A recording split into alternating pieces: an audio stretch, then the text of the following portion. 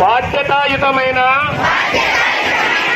పౌరుడిని నేను నా సోదరులు మరియు సోదరీమణులతో కలిసి నా రాష్ట్ర అభివృద్ధికి నిబద్ధతతో పనిచేస్తాను. మత్తు పదార్థాలు మరియు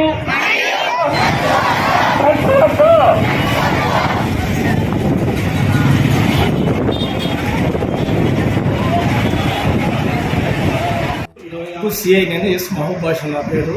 ఈరోజు 26/6/2024 యాంటీ డ్రగ్ డే నిర్వహించినాము. ఈ మారక ద్రవ్యాలు వాడకూడదని ఇంతకుముందే మేము కాలేజీల్లో కానీ స్కూల్లో కానీ మగపిల్లలకు తర్వాత బాయ్స్కు అందరికీ మేము తెలియజేసినాము.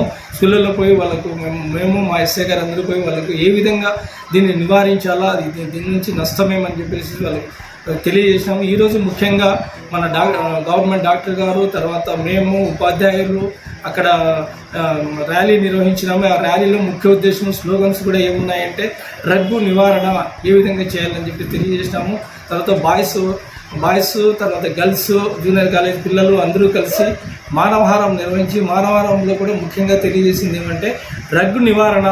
ఈరోజు యాంటీ డ్రగ్ డే, ప్రపంచవ్యాప్తంగా డ్రగ్ డే కాబట్టి దీన్ని వాడడం వల్ల ఏ విధంగా నష్టం జరుగుతుంది, తర్వాత ప్రజలకు ఏ విధంగా నష్టం జరుగుతుంది, తర్వాత వాళ్ళ తల్లిదండ్రులకు కానీ అవేర్నెస్ కానీ కాబోయే పౌరులు కాబట్టి పిల్లలు కూడా దీని గురించి బాగా అవగాహన తెలియజేయాలని ప్రజలకు కోరినాము.